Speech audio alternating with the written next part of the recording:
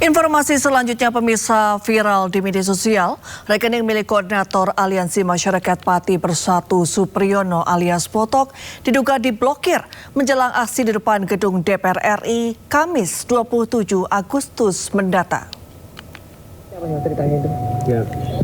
Dalam video beredar, Potok menceritakan saldonya senilai lebih dari 80 juta rupiah tertahan pada aplikasi mobile banking dalam ponsel miliknya.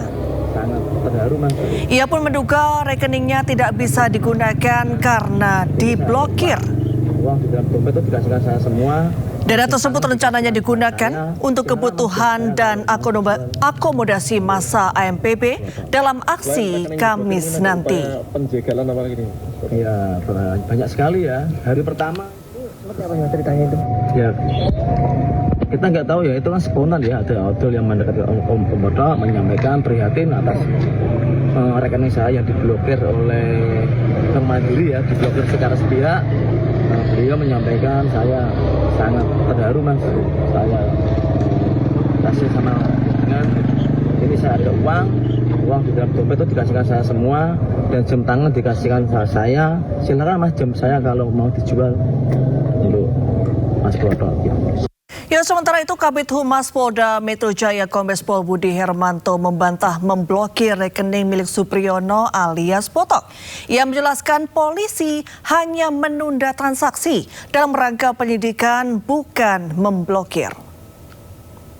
Di sini kita luruskan ya, bahwa surat yang diajukan oleh penyidik di Treskrimsus Polda Metro Jaya itu tentang penundaan transaksi. Dalam pasal 23, pasal 26 Undang-Undang 8 tahun 2010 itu penundaan transaksi dalam proses penyelidikan lebih kurang 5 hari kerja. Dan perlu kami luruskan kepada warga masyarakat, selama pelaksanaan penundaan transaksi, rekening yang berada di dalam tabungan tersebut itu tidak disita. Jadi rekening tersebut tetap berada di dalam rekening pemilik. Setelah 5 hari kerja dari proses penyelidikan penundaan transaksi ini dikembalikan kepada si pemilik. Kita harus bisa pisahkan antara pemblokiran dengan penundaan transaksi.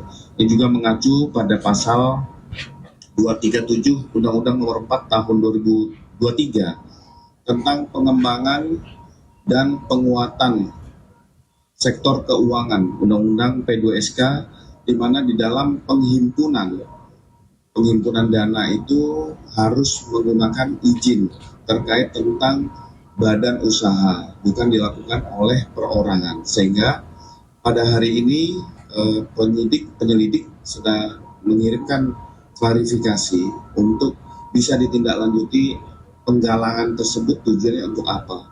Penyelidik juga berkoordinasi dengan pihak OJK dan Kementerian Sosial.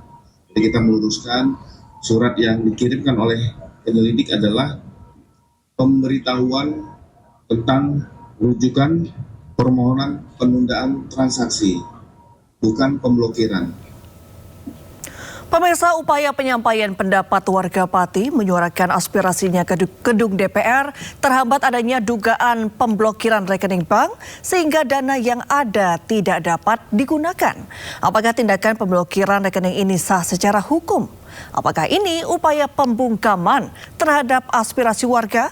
Untuk membahasnya kita sudah terhubung dengan pakar hukum pidana kejahatan terorganisir, Bapak Fahrul Roji Dalimunte. Selamat sore Pak Fahrul Roji, apa kabar? Selamat sore Mbak, apa kabar? Kabar baik, puji Tuhan. Terima kasih sudah bergabung dengan Sindo Sore Pak Fahrul Roji. Pak, apakah pemblokiran rekening ini sah secara hukum dan seperti apa Anda melihat situasi ini? Jadi saya melihat bahwa ada prosedur yang tidak biasa dalam hal pemblokiran ataupun tadi disampaikan oleh Kabid Humas penundaan sementara transaksi untuk warga Pati yang berdemo di Jakarta. Jadi berdasarkan Undang-Undang TPPU sebenarnya penundaan transaksi itu secara hukum itu dilakukan sangat terbatas, sangat limitatif dan hanya bisa dilakukan oleh PPATK kalau itu masih dalam proses penyelidikan. Jadi dalam kasus ini tadi saya mendengar betul apa yang disampaikan oleh Kabid Humas. Beliau menyampaikan bahwa saat ini tahapnya masih penyelidikan. Nah, secara hukum yang bisa untuk melakukan permohonan penundaan transaksi ke perbankan itu hanya PPATK. Nah, di sisi lain saya mendapatkan rilis dari PPATK hari ini juga disampaikan bahwa PPATK tidak pernah meminta kepada Bank Mandiri untuk melakukan penundaan transaksi kepada kelompok Pati ini. Jadi ini yang membuat saya yakin betul bahwa proses yang sekarang dilakukan itu anomali dan tidak sesuai dengan ketentuan TPPU. Yang kedua, ini juga harus kita perjelas. Kalaupun katanya ada dugaan tindak pidana ya, penyidik itu hanya boleh melakukan penundaan transaksi, permohonan penundaan transaksi kepada perbankan kalau sudah tahap penyidikan. Nah, pertanyaan selanjutnya, pidana yang mereka lakukan ini apa? Di Undang-Undang TPPU limitatif disebutkan bahwa tindak pidana asal itu berjumlah 26 di pasal 607 KUHP yang baru ataupun di pasal 2 Undang-Undang TPPU. Nah, dari 26 itu saya kira untuk demo tidak ada gitu. Mereka juga tidak melakukan pengerusakan gitu ya. Mereka tidak melakukan terorisme gitu ya. Hal-hal itu yang membuat saya bingung apa yang menjadi tindak pidana asal dari para demonstran ini sehingga diduga melakukan tindak pidana pencucian uang sehingga prosedur penundaan sementara transaksi dilakukan oleh Bank Mandiri. Demikian, Mbak.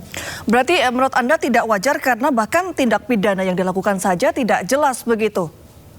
Betul, tidak jelas tindak pidana yang dilakukan. Kecuali kalau tadi misalnya dari polisi sampaikan, oh mereka ini terorisme gitu misalnya contoh ya.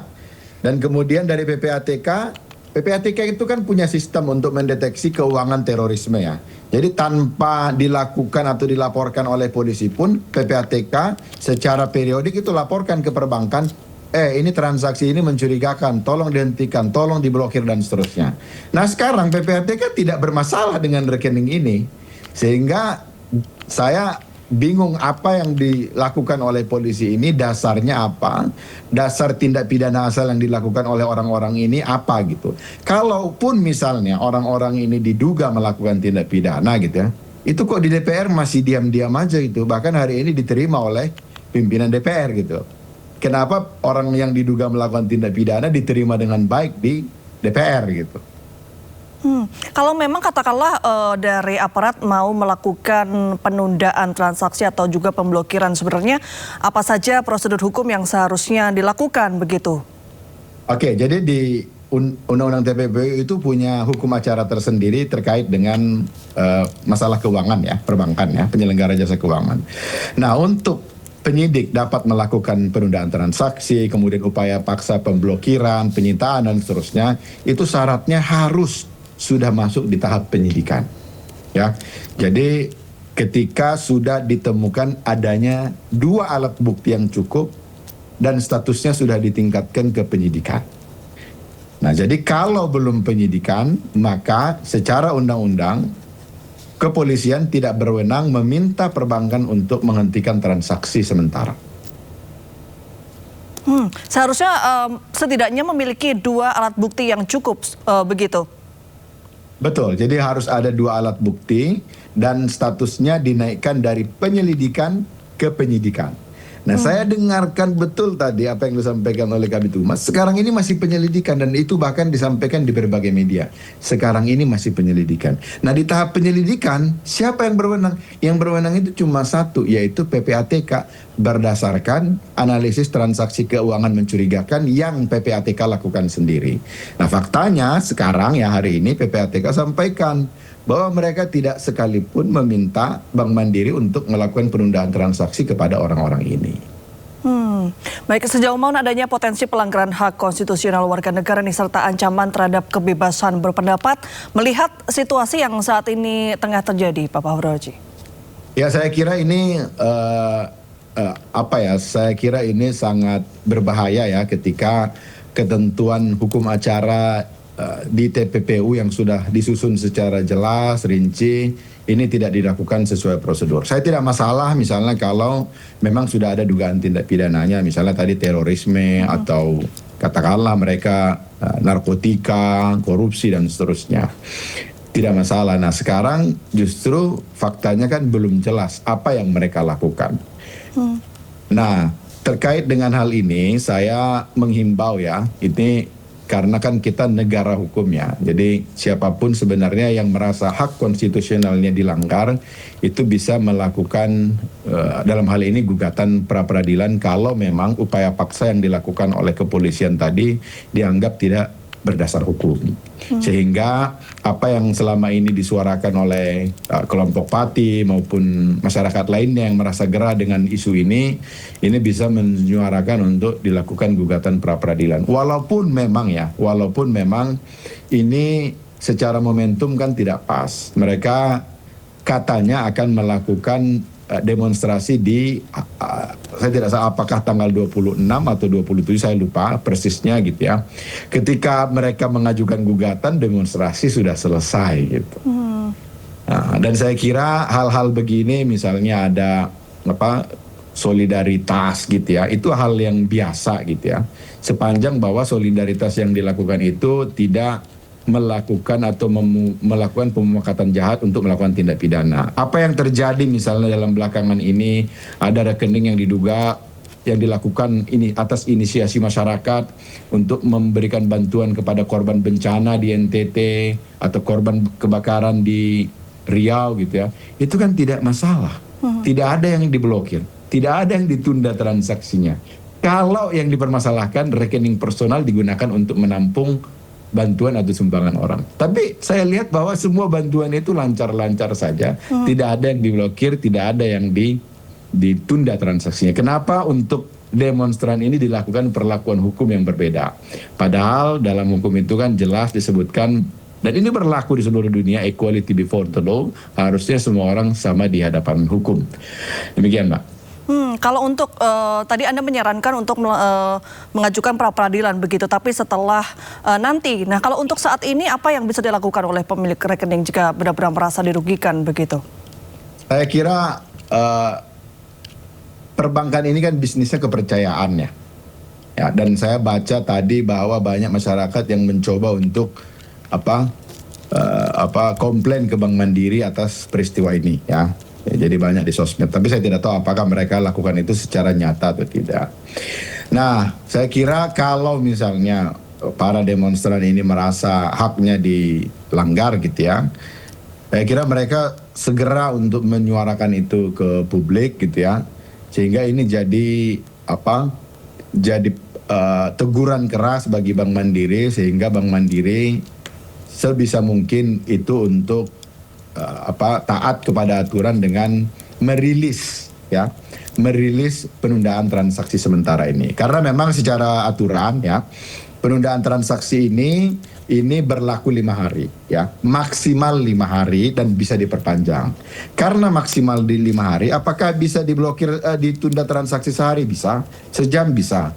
Jadi saya kira kalau demonstran ini atau masyarakat bersuara dan memang dari PPATK juga menyatakan tidak ada meminta penundaan transaksi, saya kira dengan suara-suara masyarakat ini dan Bank Mandiri perlu kepercayaan publik, menurut saya Bank Mandiri akan merilis penundaan transaksi ini.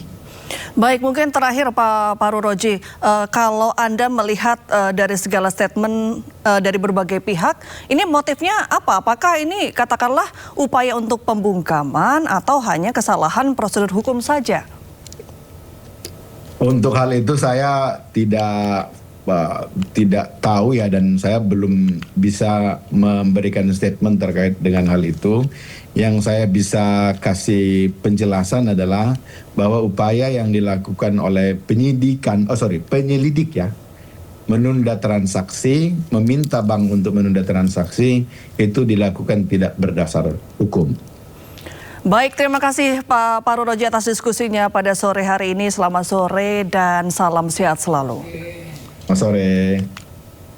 Pemirsa, kebakaran rumah berlantai 2 di Tebet menewaskan 4 orang, 3 korban diantaranya 1 keluarga. Informasinya usai jeda, tetap di Situs Sore.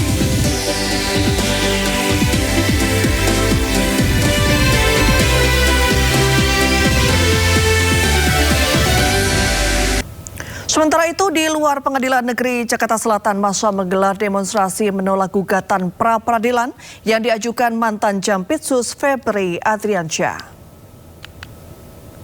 Massa berorasi sambil membentangkan spanduk bertuliskan aksi merdeka, kawal pra-peradilan, tolak pra-peradilan Febri Adriansyah. Ada 5 poin utama yang dituntut dalam aksi ini.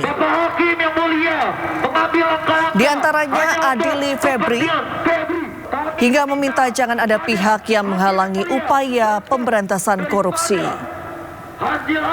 Para demonstran menilai barang bukti berupa 74 kg emas hingga uang tunai seharusnya sudah cukup untuk menjebloskan Febri ke penjara. Jadi yang pertama kita ketahui bahwasanya kasus Febri Ardiansyah ini kan begitu besar, yang dimana sangat merugikan bangsa dan negara. Terkhususnya apalagi beberapa bukti-bukti 74 kg emas beserta juga uang kurang lebih 500 miliar, yang dimana itu sangat merugikan masyarakat. Nah, dimana tuntutan kami hari ini pada masa aksi hari ini bahwasanya kami menolak pra-peradilan Febri Ardiansyah. Karena kenapa? Seorang koruptor bisa-bisanya mengajukan pra-peradilan, yang dimana sejak awal dia sudah menyatakan bahwasanya bukti-bukti itu bukan bagian dari pemilikan dia. Tetapi kenapa bisa sampai hari ini dia berubah pikiran bahwasanya itu kepemilikan saya. Nah, arti kan dibalik ini semua kan ada yang mendalangi itu. Informasi selanjutnya, pemirsa, DKPP menyatakan KPU RI tidak melanggar etik soal dokumen pencalonan Joko Widodo di Solo hingga menjadi presiden. Munatua sebagai pihak pengadu menyayangkan DKPP yang menyebut KPU sudah profesional. Majelis DKPP dalam sidang pembacaan putusan Dewan Kehormatan Penyelenggara Pemilu atau DKPP menolak seluruh pengaduan Munatua Silalahi terkait dokumen legalisasi ijazah Presiden ke-7 RI Joko Widodo. Dalam aduannya, Munatua mempersoalkan fotokopi ijazah yang telah dilegalisasi, tetapi tidak mencantumkan tanggal legalisasi. Namun DKPP menyatakan persoalan tersebut tidak serta-merta membuktikan dokumen yang digunakan dalam tahapan pencalonan sebelumnya tidak sah. Efeknya penjara 10 tahun. DKPP menilai para teradu tidak terbukti melakukan pelanggaran kode etik dan pedoman perilaku penyelenggara pemilu. Munatua pun menyayangkan putusan itu karena bisa menimbulkan masalah kearsipan dan verifikasi dokumen nantinya. DKPP mencoba sopan saja, halus caranya. Sebenarnya saya sangat menyayangkan terkait adanya pernyataan bahwa KPU sudah profesional telah melakukan upaya korektif dengan menerbitkan PKPU nomor 17 tahun 2023 tentang jadwal retensi arsip.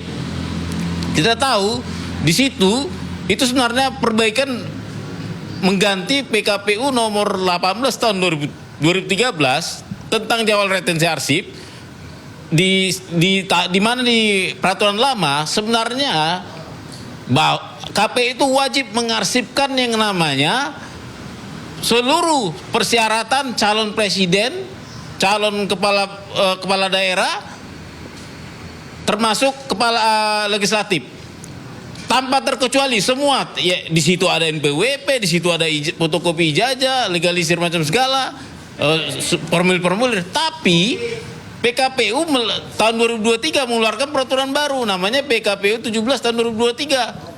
Yang dimana di sini kalau kita cermati dia hanya mewajibkan, KPU hanya mewajibkan mengarsipkan yang namanya data riwayat hidup. Kita tahu data riwayat hidup itu hanya salah satu dari persyaratan pencalonan. Makanya tadi saya agak kecewa, kenapa ini dibilang profesional? Seharusnya majelis DKPP membaca. Adalah dokumen yang bukan sekedar kertas, dia itu adalah jiwa kebangsaan dan jiwa kekuasaan konstitusional di situ. Jadi arsip itu nggak boleh hilang. Kalau mau dimusnahkan, hati-hati kalian. Itu arsip kalau dimusnahkan, kalau hilang aja harus dicari. Yes. Maka ada DPA. Kalau orang hilang di PO, kalau arsip bilang DPA ya. Iya.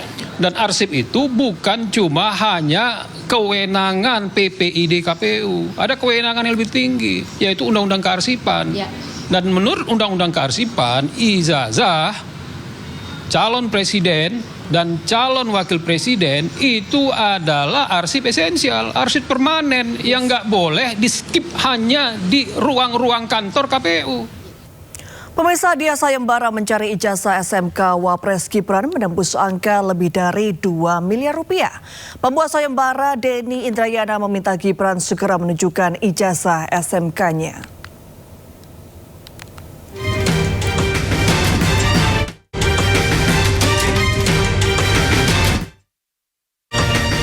Sayembara ijazah pendidikan SMK Wakil Presiden Gibran Rakabuming Raka masih terus bergulir.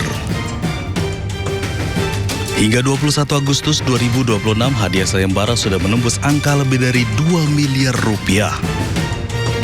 Pembuat sayembara, mantan Wamenkumham Denny Indrayana meminta Gibran menunjukkan ijazah SMK-nya ke publik.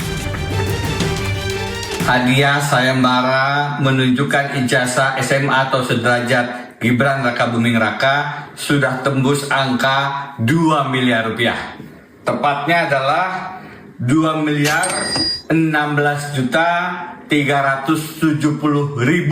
rupiah. Langkah hukum tetap dilakukan, gugatan ke PT UN, ke PN, ke KIP, tapi gerakan sosial juga perlu kita gaungkan. Karena tidak boleh ada syarat menjadi wapres, pendidikan SMA atau sederajat tidak dipenuhi. Jika Mas Gibran tidak punya bukti pendidikan SMA atau sederajat, maka layak kita menuntut beliau untuk mundur, berhenti, atau dimundurkan. Sementara itu, Ketua Umum Militan Gibran Nusantara, Andi Azwan menyebut bahwa sayembara yang dilakukan Denny Indrayana sia-sia. Andi Azwan menduga ada motivasi politik dalam sayembara tersebut. Pola yang dilakukan ini adalah mengajak masyarakat ya untuk membuktikan ijazah SMA Mas Gibran, yang jelas tidak ada ijazah SMA Mas Gibran karena Mas Gibran tidak bersekolah SMA di Indonesia. Apa motif di balik itu? Motif di balik itu adalah politik semata, ya, karena ini ingin melihat bahwasanya apa yang dilakukan Denny Indrayana ini adalah untuk mengganggu pemerintahan Prabowo Gibran. Sebelumnya, PT UN Jakarta menerima gugatan pemerhati pendidikan Mercy Sihombing terkait surat keterangan setara ijazah milik Gibran yang diterbitkan Kemendikdasmen. Usai gugatan diterima, PT UN Jakarta akan menggelar sidang pokok perkara pada 27 Agustus mendatang. Tim Liputan iNews melaporkan.